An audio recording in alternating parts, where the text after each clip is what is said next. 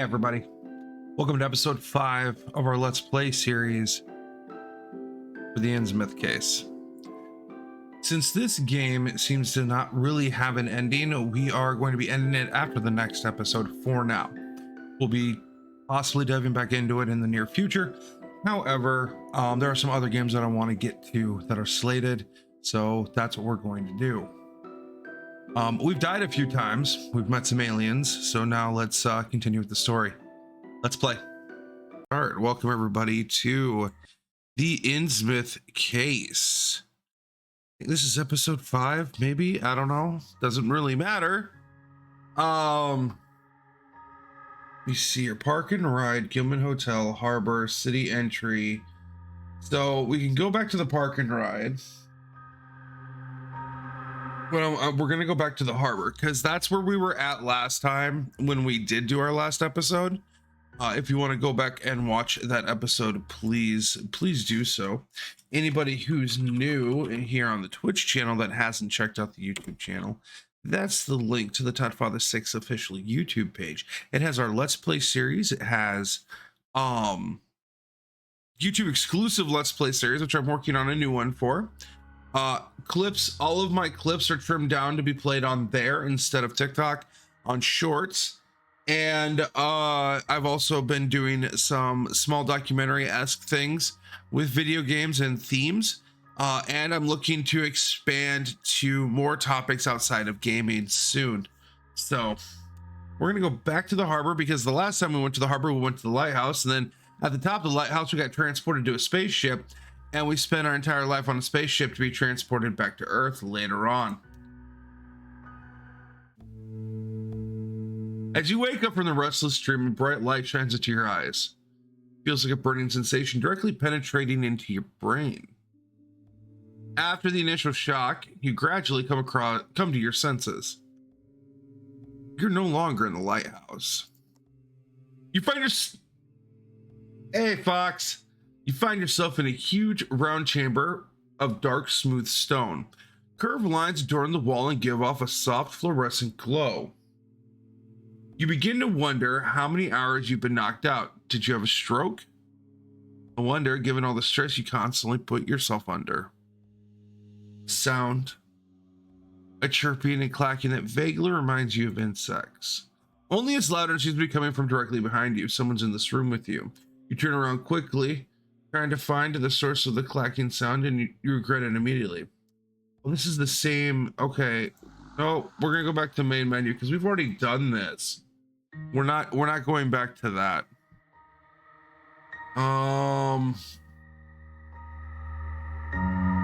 Let's go City Entry. There we go. Giant potato. As you wake up from residence break. Wait. We're no longer in the lighthouse. You find yourself doing.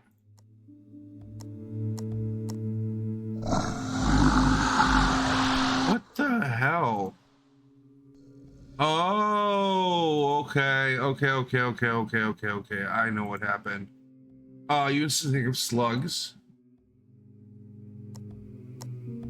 Okay.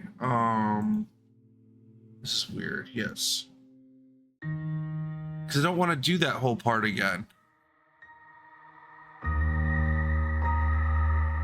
All right, harbor, load chapter. There we go. INNSMOUTH Harbor is signposted much better than the local hospital. If you wonder if a hospital is even needed here. Hydrate.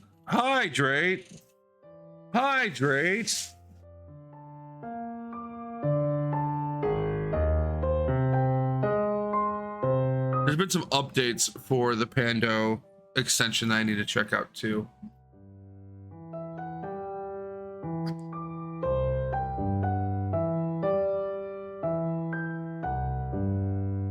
How are you today, Fox? It's a half-hour walk, a mile-long carpet of cobblestones now ahead of you. The traffic in Boston is more hectic, but at least they've heard of asphalt before. As you keep walking, there are fewer and fewer residential buildings along your path. In their stead, there are now warehouses that must be fish markets due to the smell. You can also hear the occasional metallic clinking. It's either a fish market or a strip club. You can also hear the occasional metallic clanking from the nearby workshops. People in gray raincoats are walking toward you. They're probably fishermen who have to run some errands. Now and again, in that split second, when you pass one another, you catch a glimpse of the faces hidden under the hoods. Puffy eyes that look at you suspiciously. Although there are a few clouds in the sky, there's no chance of rain as far as you can tell. Why are they all wrapped up like that? You wonder if they have a sixth sense for approaching storms. The sound of the rhythmic blows of a hammer nearby tears you away from these thoughts.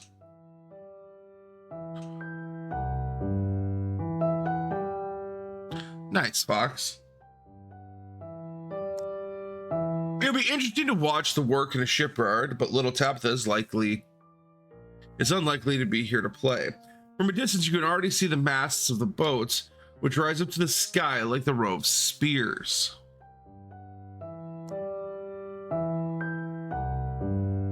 You walk along the small street at the quay with the harbor basin just behind it. We're gonna look around.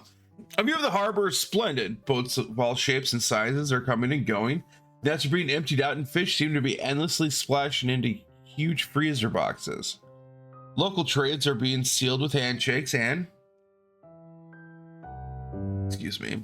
At the end of a wide headland, a huge lighthouse watches majestically over the bay. The ideal postcard motif if it weren't for the people.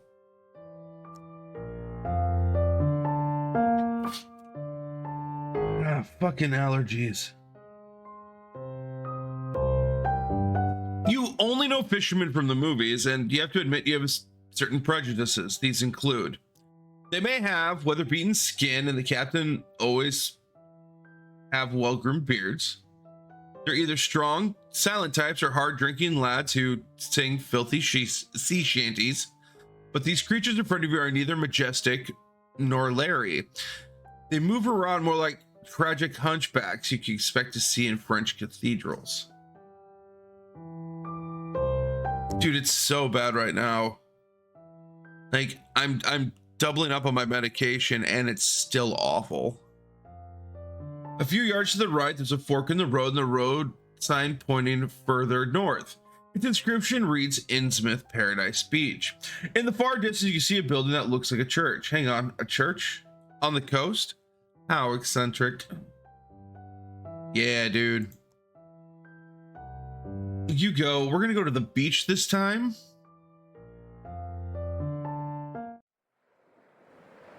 The beach. The screeching of seagulls and endless white, well, brown, okay, gray beach and the sound of waves.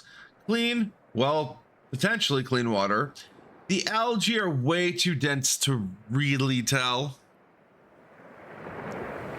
You walk on the sand and move a little closer to the water line, curious about what you might discover here there. Although the sea is not stormy and the tide is low, Innsmouth Beach is not really a touristy place. Everything is simply too gray. This is what you associate with real vacation.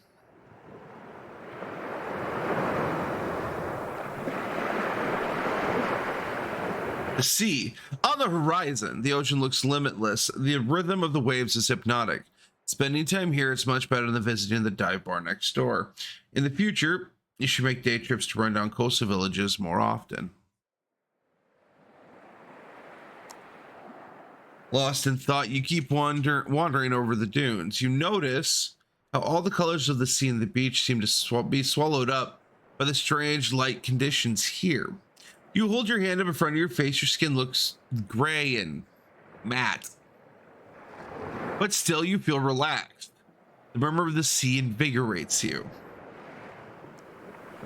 You feel a deep sense of longing within you, a serene sense of inner peace and freedom. Until the techno music starts. A monotonous beat. The sound seems to come directly from the beach bar a few hundred yards into the distance, which appears to be surrounded by a dozen or so people. Now, if you have never been oceanside, outside of the grayness, if you are there and there's not a lot of people and it's just the sounds of the waves coming in and the birds and the wind it is very, very hypnotic and very easy to lose yourself. It's an awesome feeling, to be completely honest. I've been to both coasts. I've been at the Atlantic and the Pacific, and I felt it at both beaches. Super fun. I really do encourage people to go and experience that. If you have the means, please do. Remember, you can't take it with you. Given the changing weather, it's perhaps no surprise. What else is one supposed to do on this beach apart from drink cheap cocktails and dancing to bad music? Something strange grabs your attention. A kind of cage standing in the shallow water, perhaps 12 feet wide and deep, so 12 by 12. I want to go to the cage.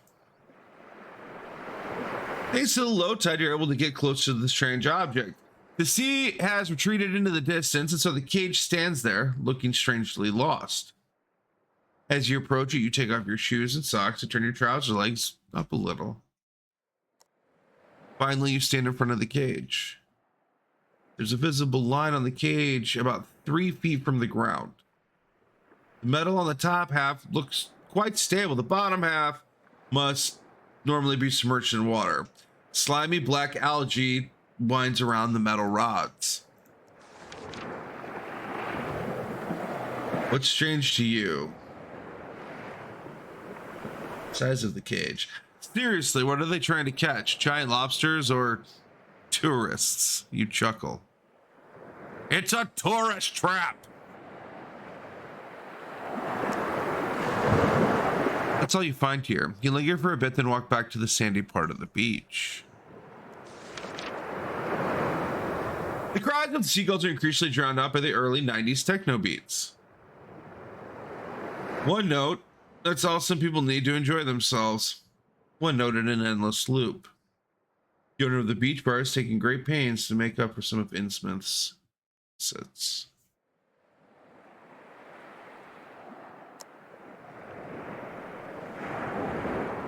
The bar is made from wooden planks and features a nice countertop and exotic canopy made from palm trees.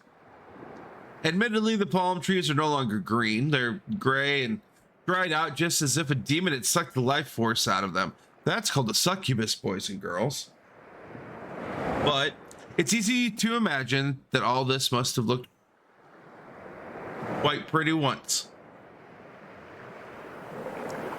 The bar is flanked by wooden bar stools, and a few meters away towards the ocean, 2 rows of deck chairs have been put up so that people can get drunk while lying down.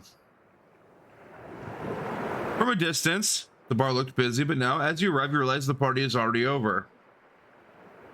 If it ever did take place. A dozen people hang out here. A few surfer dudes staggering about like zombies, some of them carrying empty cocktail glasses around, some of them yelling "party" and "woo-hoo" enthusiastically. Precisely. This kind of people. A guy with long hair and sunglasses nods his head in time to the techno beat and taps along on the bar counter with his flat hand. There's no bar staff in sight. One of the tourist families you had spotted on the way here is spread out on the deck chairs. They're evidently trying to keep away from the party. Every party needs a pooper and be invited to a party pooper.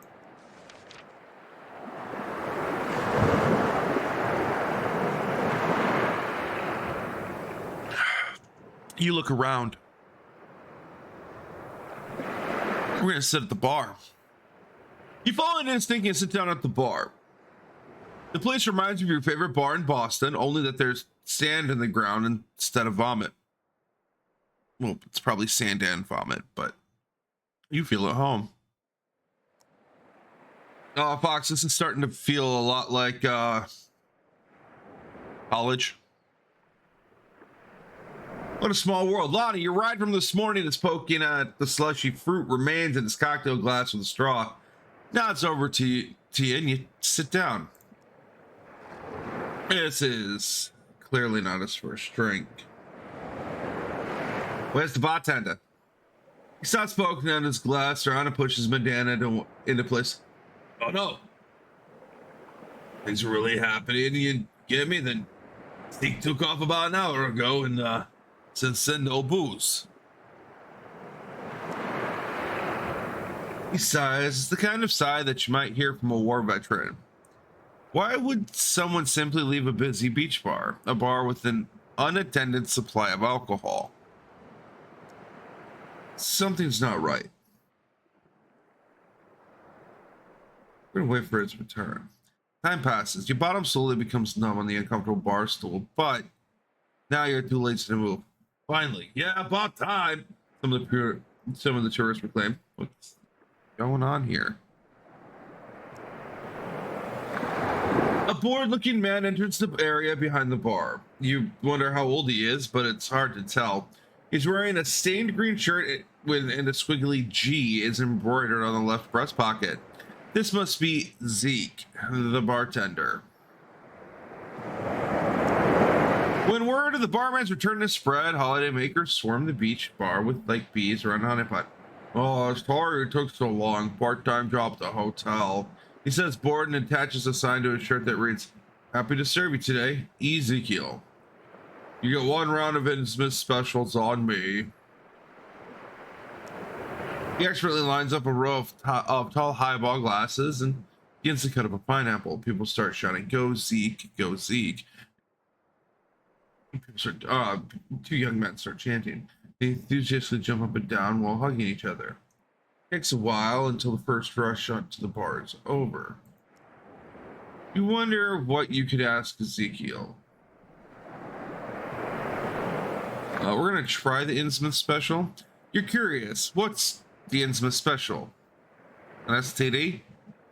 It's the best drink of the whole East Coast, baby. One of the techno guys sings songs drunkenly. Considering the way he holds himself up, it borders on a miracle that he manages to string a coherent sentence together. That also sounds like college, Fox. The surrounding people merely nod. Nobody seems to know which ingredients are actually used in the concoction. You try a sip. Better drunk than sorry. Here's Ezekiel mumbles, start looking at you. He calmly continues to chop pieces of pineapple and prepare for the next batch of drinks. You sip from the glass, taste of strong alcohol, and the taste of strong alcohol is bitter on your tongue. The orange juice and pineapple pieces barely hide the high rum content. Admittedly, you previously exposed your body to much worse fluids. Tastes awful. Glass back. Better not. The desire for unrestrained binge drinking disappears as quickly as it came. Put the glass back down on the counter. Will the taste of rum ever leave your tongue again? We're going to ask him, is this place always this busy? There's a steady rush to the bar. The tourists continue to enjoy the drinks, and nobody seems to want to leave the beach bar. Not bad for the northeast coast in late September. This place always this busy, you inquire? No. A bit busier this weekend, but wait until midnight when the party really starts, if you know what I mean. He winks at you.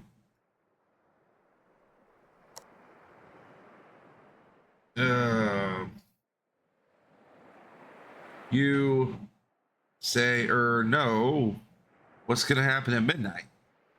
Start betraying your utter cluelessness. He pointedly rolls his eyes. Fine, you won't be on the VIP list then. There was. Well, the real party is happening. Ezekiel explains in a condescending tone. Right down by the sea. You want to be hip?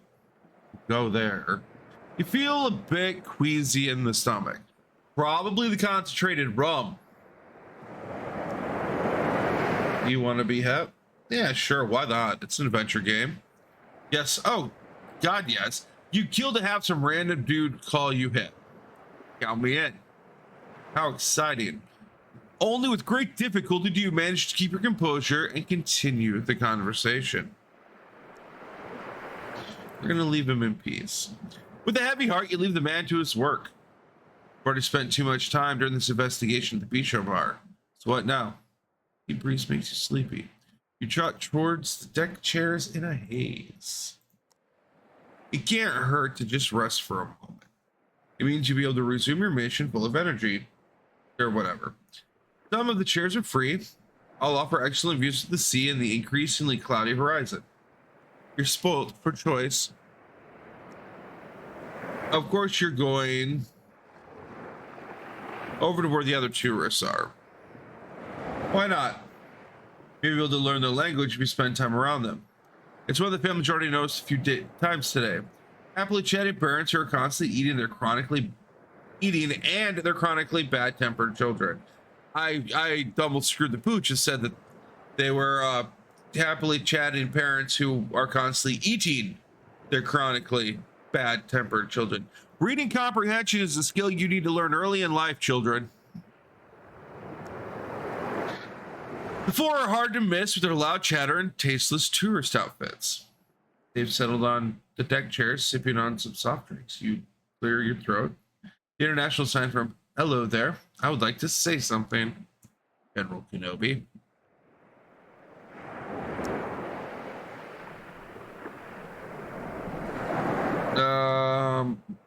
What are you gonna ask him? We're gonna ask him about the girl. I'm looking for this girl, you say, and show them a photo of Tabitha. The parents bend forward and squint in order to see the little face better. Nope. Sorry, the father says and goes back, sipping fruit juice. Nope, me either, the wife adds. Nothing then. The strange frame alone in the water in the middle of nowhere. You have to keep thinking about it. Do you know what these cages are for?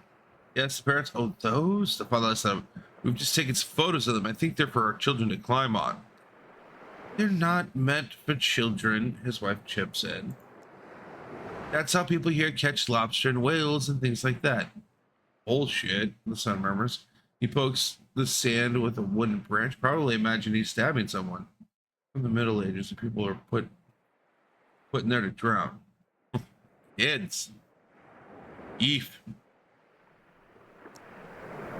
Nothing. To hell with them. Who are you kidding? You decided to lean into your antisocial side.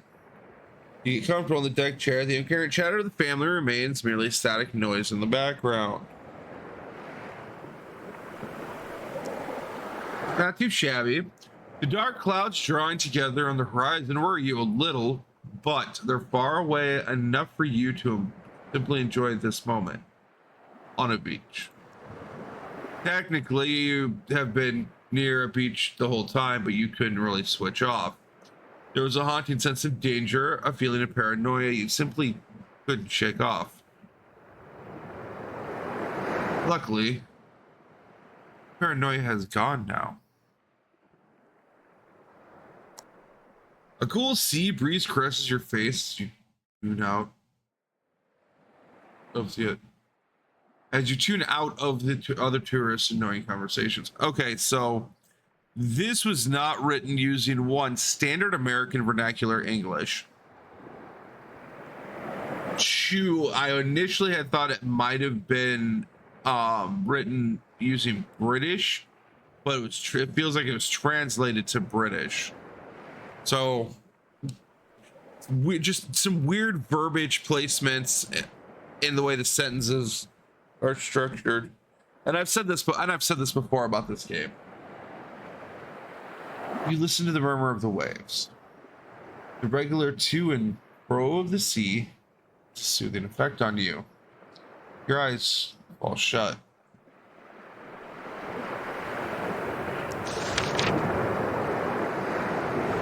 It's cold. You're freezing, which is annoying because you had settled down quite comfortably in one of the deck chairs.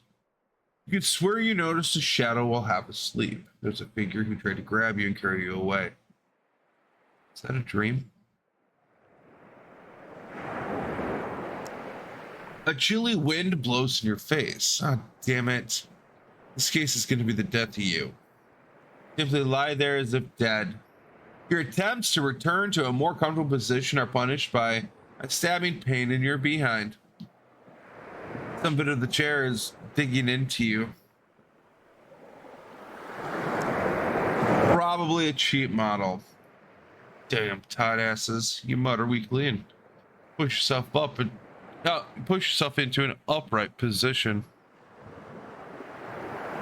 The sun has now set and all other holiday makers are gone. Instead of freezing their asses off, they're probably sitting in a warm hotel by now. The moon illuminates the beach and the waves shimmer in its eerie green glow. Green. Nature's fascinating. You stretch your tense neck as when you notice some lights off in the distance. Night has fallen, and with each passing minute, it seems to get chillier. The light appears to be moving and are leading away from town. You wonder whether you should take a closer look at the spectacle or go to your warm hotel. I want to see what the lights are doing. Why not? The day is almost over anyway, and maybe you can at least manage to figure out what the lights in the distance are all about. You trudge through the sand, then you notice that the lights you're heading towards are moving. They do not stand still, but twitch back and forth. Hang on. Hang on for a minute. You're on a beach. It's night. Weird blinking lights.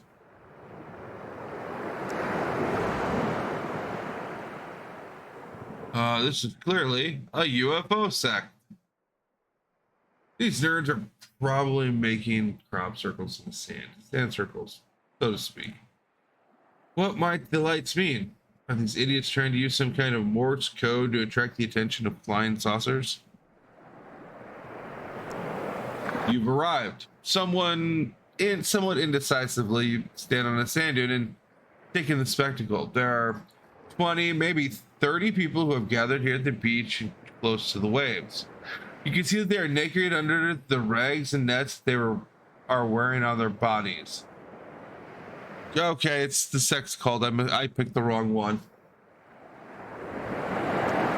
They're performing a sensual and seemingly uncontrolled dance while waving glow sticks in the air.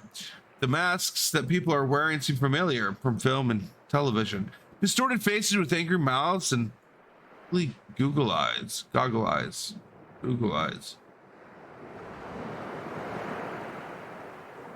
Reminds you a little of voodoo, but here, when it goes to New England,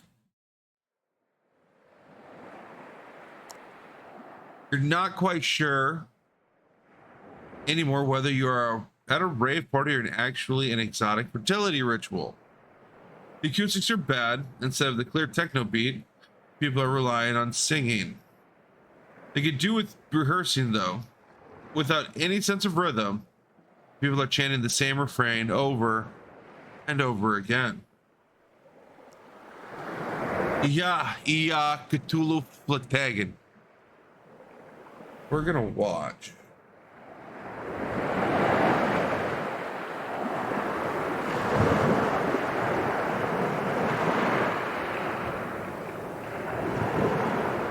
You make yourself comfortable on the cool sand of the dune. A good decision. You have a perfect view of the dancers. A bizarre spectacle, all in all.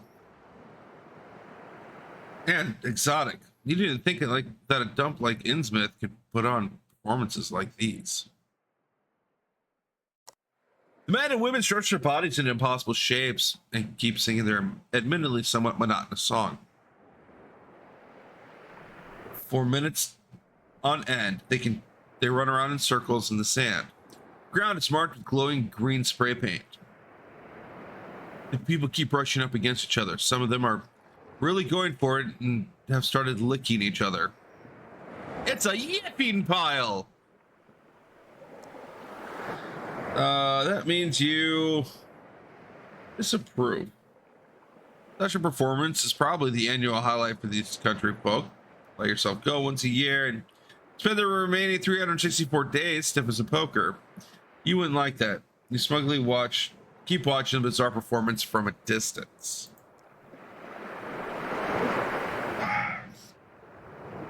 The performance seems to be shifting on to its next phase.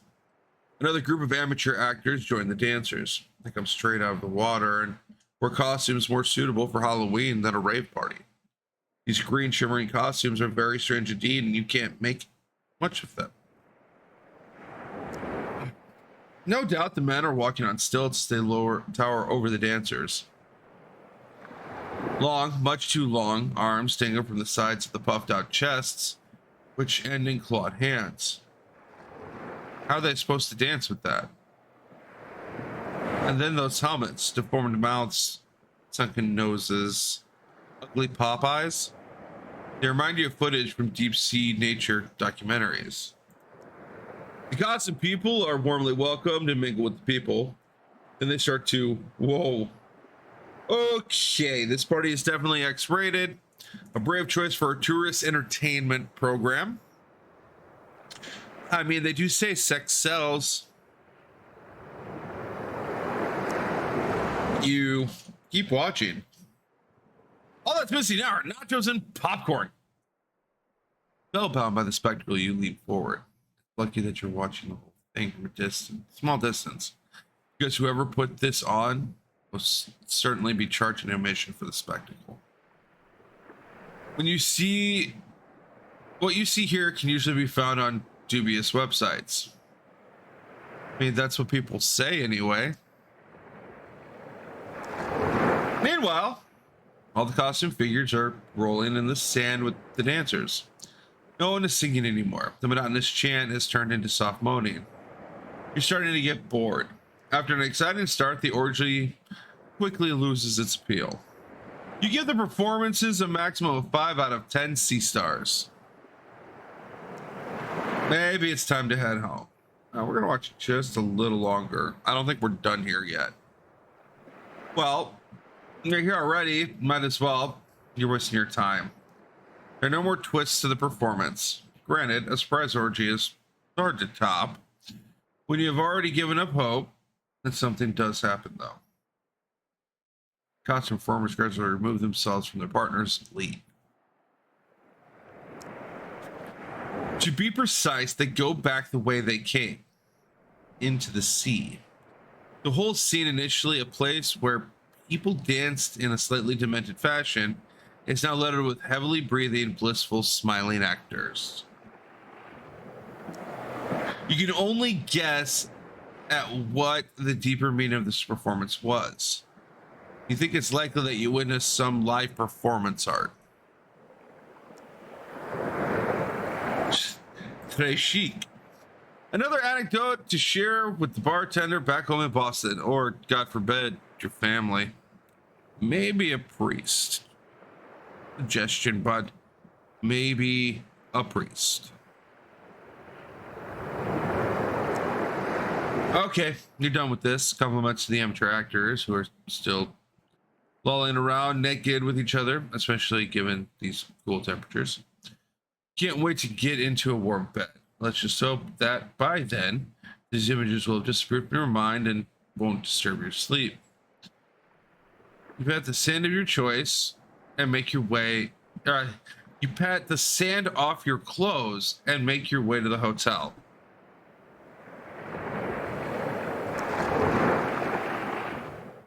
Gilman. Darkness has befallen INNSMOUTH. Old-fashioned gas lights illuminate a few patches along the dark alleyways, but generally, it doesn't look as if the town planners were too fussed with providing adequate lighting. Some streets are completely plunged into darkness. You struggle more and more to find your way around. Was this awful gargoyle already here earlier in the afternoon, or are you in the wrong part of town altogether? You're almost about to give up. You reach for the Gilman Hotel and resign. Find a cozy spot somewhere on the curb. You see it, the outline of the hotel roof. Luckily, the hotel is set apart clearly from the misshapen nearby tenements. The Gilman Hotel is an architectural masterpiece. Although right now in the dark you can't make out many of its stylistic features, the hotel majestically rises about 4 stories above the rickety houses that surround it. A sea of leaves glint in the light of the moon. Must be ivy. An empty parking lot makes you think the hotel must still have some rooms available. You feel like you've been followed for a long time. The growing paranoia and constant glancing over your shoulder You'll be able to forget all of this very soon. Follow the path leading to the entrance, come to a standstill in front of the massive oak. Your hand touches the cold metal, you press down to pull, but to your surprise, the door doesn't open. Alright. Hotel seems shut. We're gonna ring the doorbell. Surely, it should be possible to wake up the concierge, a lobby boy, or the underpaid intern. After a polished brass sign that reads Best Hotel Competition 1928, first round competitor, you found the doorbell. You press down on the button for a second, then again for longer, and then once more for good luck.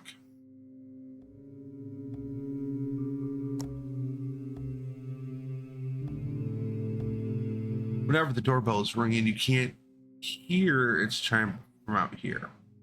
Press the button a few more times. By now, some angry person should be here to threaten you with physical violence. But nothing.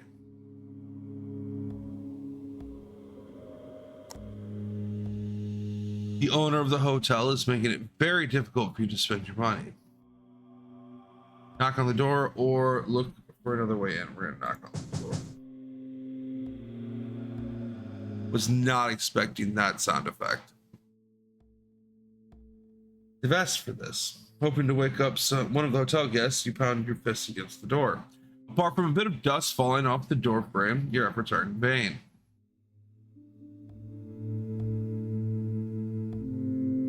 Hey, what's up, greatest? How you doing? You only produce muffled sounds and you doubt that anyone inside will hear them. It's hard to believe, but the architecture of the hotel seems to be of very high quality.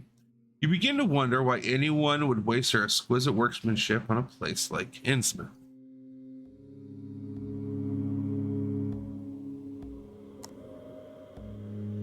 Forlorn, you stand in front of the hotel. We're going to look for another way in.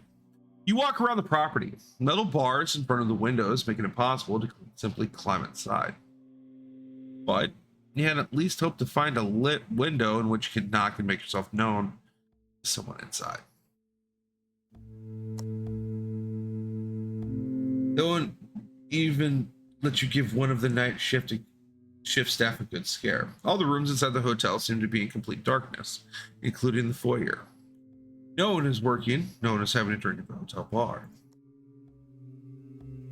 We're gonna give up. It's hard to believe that such a thing is possible these days, but the hotel really seems closed. No one is allowed in or out for that matter. Do the guests know that they're locked in the building overnight?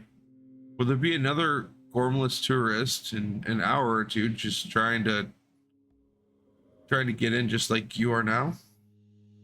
Not actually your problem, you remind yourself. Turn around and leave the hotel behind you and walk back to the street.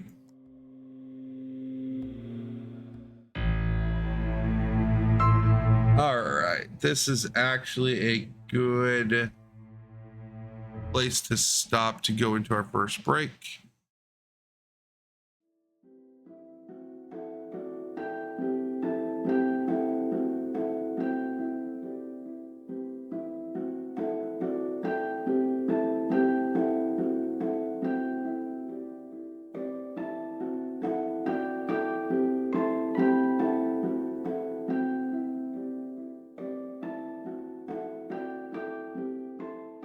Hey everybody, ToddFather6 here signing off. Thank you so much for watching the video. If you want to see more, click the videos that are listed or hit that subscribe button and turn on the notifications in order to be notified when I've got more posted. Until then, as always, be good, be kind, be safe. See you next time.